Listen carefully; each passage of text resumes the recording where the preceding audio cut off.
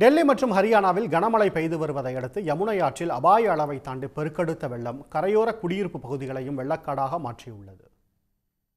Gurugram Delhi NCR பகுதியில் நேற்று மாலை தொடங்கிய மிக பலத்த மழை இரவு முழுவதும் இடைவிடாமல் கொட்டியது. இதனால் யமுனை ஆற்றில் இரு கரைகளையும் தொட்டு வெள்ளம் பாய்ந்து ஓடியது. இதனிடையே அண்டை மாநிலமான ஹரியானாவில் உள்ள ஹத்னிகுண்ட் தடுப்பணையில் இருந்தும் யமுனையில் திறக்கப்படும் தண்ணீரின் அளவு வினாடிக்கு 1.5 லட்சம் கன அடியாக உயர்த்தப்பட்டது.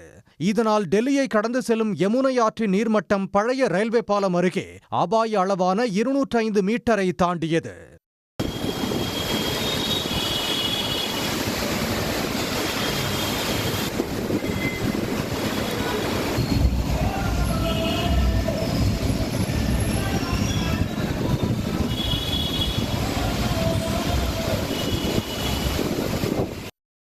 யமுனை ஆற்றில் பெருக்கெடுத்த வெள்ளம் டெல்லி குருகிராம் எல்லையில் பல இடங்களில் கரைகளை தாண்டி குடியிருப்பு பகுதிகளுக்குள் புகுந்தது.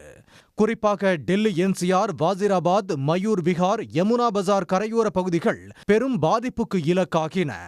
வீடுகளில் 5 அடிக்கு மேல் தண்ணீர் தேங்கி நிற்பதால் சுமார் 400க்கும் மேற்பட்டவர்கள் நிவாரண முகாம்களில் தஞ்சமடைந்துள்ளனர். மீட்பு மற்றும் நிவாரண பணிகள் முழுவீச்சில் நடைபெற்று வருகின்றன. உடனுக்குடன் செய்திகளை தெரிந்து கொள்ள சன் நியூஸ் பெல் ஐகானை கிளிக் பண்ணுங்க.